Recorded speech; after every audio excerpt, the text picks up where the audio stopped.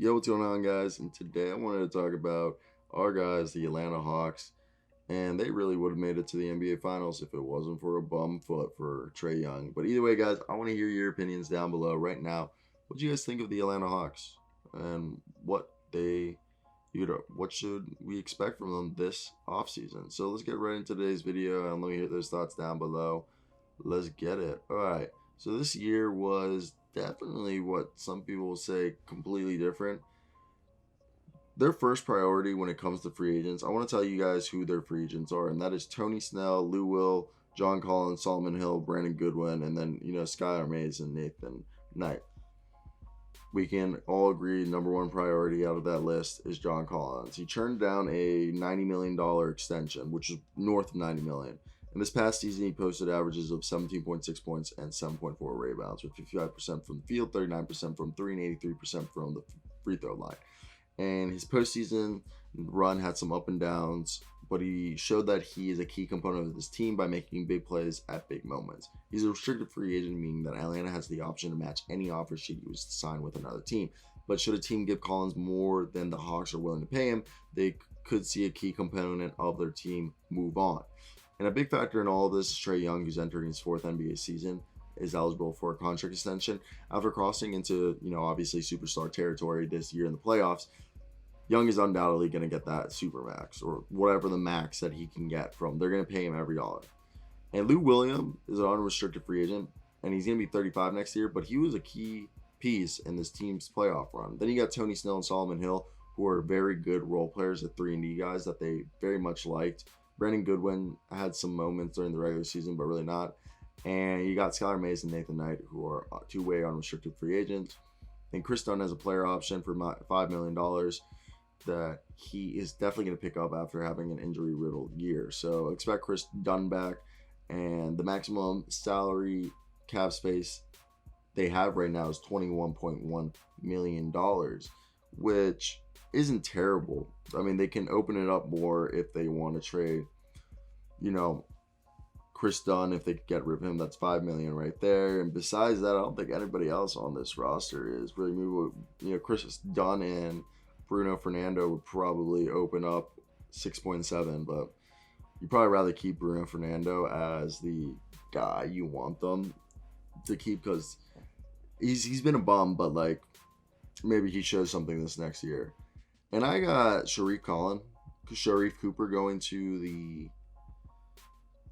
our guys at 20. I don't know why I was struggling to say that. So our Sharif Cooper is like a 6-foot point guard. He isn't the best shooter, but he's one of the best passers and ball handlers in this draft, and he gives a lot of energy, and he's the perfect backup point guard, I think, for the Hawks because he comes in and there'll be 4 shooters or 3 shooters, 1 rebounder in the game. So Sharif Cooper's job will be look for the best pass, look for the best play, look for the best thing to do, and just play minimum turnover basketball with maximum, potential or whatever you want to call it there.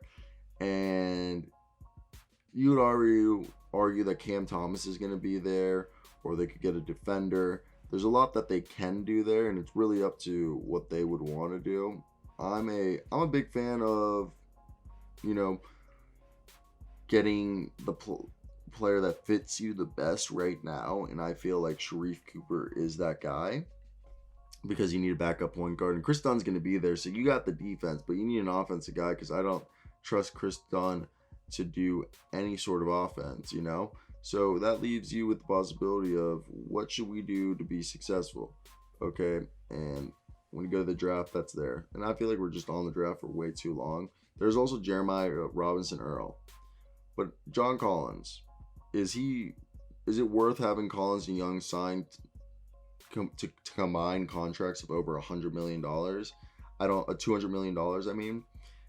And I don't think so. I don't think, at least Collins is not worth paying the exuberant amount of money.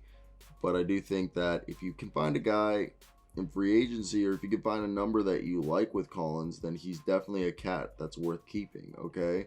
He's a cat who plays really good basketball, and I very much enjoy his game, okay? He's developed it, and it's very good. He's a very good complement to Clint Capella.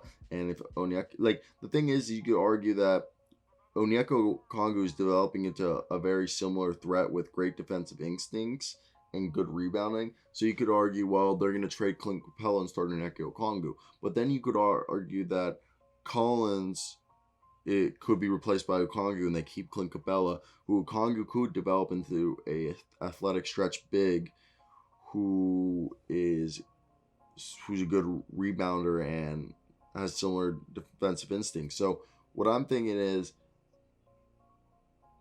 can they replace Collins' production with Okongwu, or is Okongwu supposed to replace Clint Capella and they want to keep John Collins next to there?